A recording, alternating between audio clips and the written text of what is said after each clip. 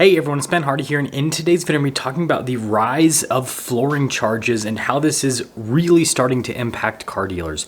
Before we get into this video though, as always, if you can save time and money the next time you purchase a car, link to my car buying guide in the description down below. And then if you want to see more videos just like this, then I recommend you subscribe because I post content every single day. Let's get into it.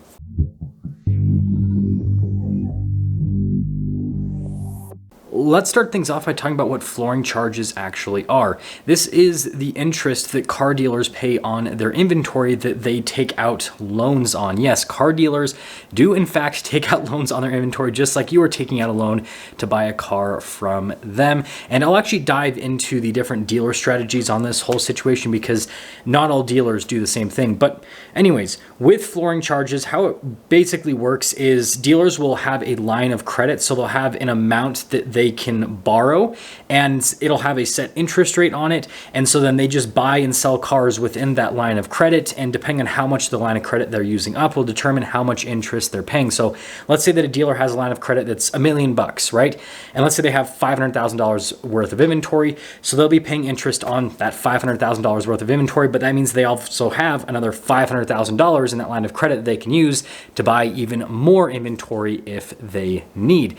And so obviously, with the rise of interest rates that we've had over the course of the last year, this is affecting flooring plans because dealers are now paying more interest on the cars that they are deciding to put under these flooring plans. And then on top of that, right, dealer inventories have been steadily increasing over the course of the last year, especially with new car dealers. And so this has put dealerships in a situation where they're paying more interest and they have more inventory. And so they're just paying more into these flooring plans compared to what they've seen over the course of the last few years. Now, on the surface, this might not seem like it's too bad of a situation for dealers because if everyone remembers prior to the pandemic, dealers had a ton of inventory and they were paying flooring charges on that inventory. I mean, just before the pandemic happened, the average days supply for a car dealer, for a new car dealer, was around 100 days. And the sales rate back then was about 17 million new vehicles per year. And so what that means is that dealers had way more cars in inventory prior to the pandemic than what they have today, because today the day supply number is right around 60 days and our sales rate is 15 million new vehicles is what we're probably going to see in the course of the 2023 sales year. And so dealers have a lot less inventory than they had prior to the pandemic. But there are a few key differences between now and prior to the pandemic that are making this situation potentially devastating for car dealers. So the first big difference is interest rates. Interest rates prior to the pandemic were lower than what they are right now. And then another key difference was the price of cars. The average price of a brand new vehicle prior to the pandemic was about $37,000, $38,000, whereas now it's closer to $50,000. And so when pairing the higher interest rates and the higher prices of cars, there's a situation for a lot of dealers where they're actually paying way more in interest right now than what they're paying prior to the pandemic. And they're paying more interest on less inventory because their inventory is so much more expensive on a per car basis. And so this is leading to some pretty interesting outcomes within the dealer world. So first off, lines of credit are actually getting maxed out right now. Like I said, even though dealers still don't have as much inventory right now compared to what they had prior to the pandemic, because the inventory is so much more expensive and because interest rates are so much more expensive, they're just boom, hitting that max. And so you have a lot of dealers that are now going to their respective manufacturers, or, if they're not, taking out loans to the manufacturer, they're taking out through a bank or a credit union, they're going to them and trying to get bigger lines of credit so they can floor these vehicles. And then on top of that, because they're, maxed out, and because I've talked about this in other videos, because dealership profitability is on the downturn right now, there are a lot of dealers that are actually saying no to allocation for new cars because of the situation. Like manufacturers, like we are literally in a place now where manufacturers are building cars and dealers are saying they don't want them. We just went from a market where dealers were grabbing every possible car they could to now dealers are back to saying no. And again, this is something that was happening prior to the pandemic. And so it just shows you the trajectory, apparently I can't talk today, but anyways, of the overall car market, because that's literally a complete 180. But something that does need to be noted is that we can't quite call this like a widespread situation yet. And it's for a number of reasons. So reason number one is every single dealership is going to have a different line of credit situation because, depending on the manufacturer that dealership represents, or depending on the credit union or bank that they work with, will determine what is happening with their line of credit, how big it is, and then also what their interest rate is.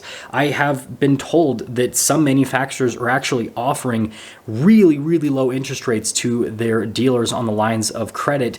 And so it's actually not all that bad for them. So this is definitely a case by case situation. And then something else that does need to be noted is not every single dealer floors their cars. I know of several dealers that not only pay cash for used cars that come in, which is actually pretty standard for new car dealers. Most of them will pay cash for the used cars, but they're also paying cash for the new cars as well, which is not as standard. What you'll typically see with new car dealers is they usually do floor plans with the new cars, and then they usually pay cash for the used cars. And the reason why they do it this way is used car inventory tends to, basically come in and out a little bit quicker. And so if you pay cash for the used car inventory, it's easier to do the transactions.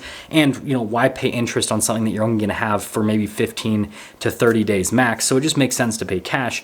Whereas with the new vehicles, right, they're a lot more expensive on average compared to used vehicles, and they tend to sit on dealer lots, again, historically longer compared to used cars. And so it makes sense to, just take out a loan on those new vehicles while they sit. It's like, okay, maybe pay, a few $100 in interest per vehicle, but then you can deploy that cash somewhere else within the dealership business. But the point that I'm trying to make here is that, because of all these different strategies and because of all these different relationships that different dealers have with different manufacturers and different lenders, it's not going to be a uniform situation where like all of a sudden everyone's going to be in trouble. It's definitely going to be a case by case basis. And so let's talk about what this is practically going to do to the car market and how this is going to affect you if you are shopping for a car. Now, this is based off of the research that I have done into this whole situation and obviously my experience in the car world. So first off, when it comes to used vehicles, what is most likely going to happen is things are going to transition back to what they were like prior to the pandemic, where basically a dealership gets a used car traded in and they price it as high as they possibly can. And if it doesn't sell within the first 15 days, then they lower that price down to, maybe a little bit below market value. And if it doesn't sell within 30 days, then they just completely gut the car in terms of the price and just try to get rid of it as fast as possible. And this is going to be especially true for dealers that are flooring their used cars. Now, when it comes to new vehicles, it's actually going to be a pretty similar situation. So it's going to vary manufacturer to manufacturer, but most manufacturers will basically not charge the dealer any sort of flooring costs if they sell the car within typically the first 30 days. Some manufacturers, it's the first 60 days.